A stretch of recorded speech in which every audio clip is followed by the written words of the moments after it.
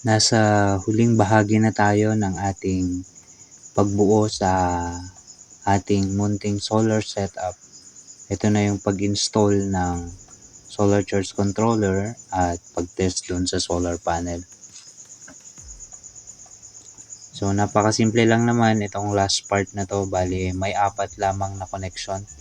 Yun yung wire na galing mismo sa ating solar charge controller, yung papunta sa battery, and then yung papunta sa solar panel.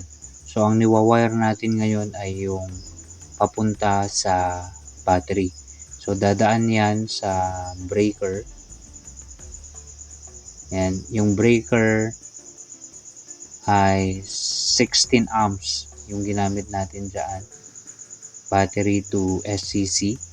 And then yung isa naman na niwa-wire natin ay yung wire na galing sa SCC papunta doon sa terminal lug natin na pagkakabitan ng solar panel.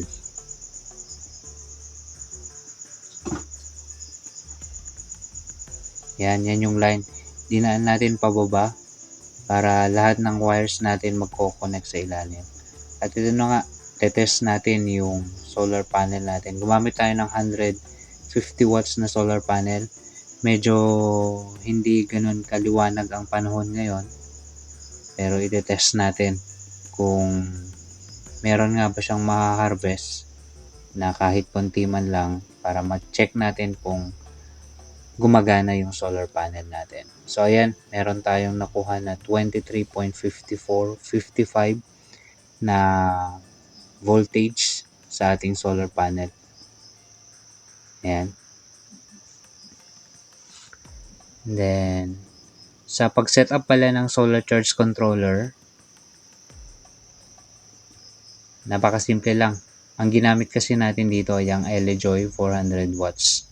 Yan, pag inopen mo yung breaker na yan, mag-open agad yung inilagay natin na fan para sa solar charge controller para ma-prevent yung pag-init nito ng husto.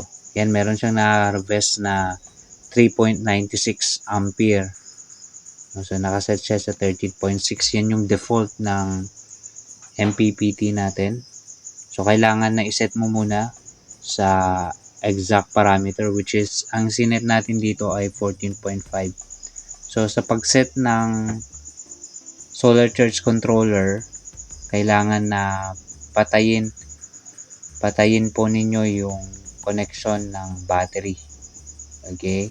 Ang naka-open lang ay yung solar panel yan. Nakita nyo namatay na yung fan kasi in-off natin yung connection ng battery. Then iset mo lang sa 14.5 ang sinet natin na voltage, and then press OK. Okay na yun. Then open ulit yung sa battery. Then makita ninyo. At ito na yung final setup natin. Na-set na natin sa kanyang voltage parameter, which is 14.6 ang 14.5 sorry, yung sinet natin. So after how many hours, yan na siya. 14.2 volts na yung voltahe ng ating battery bank. And okay na siya. At pagkatapos nga nating matesting, i-install na rin natin ito sa nagpagawa.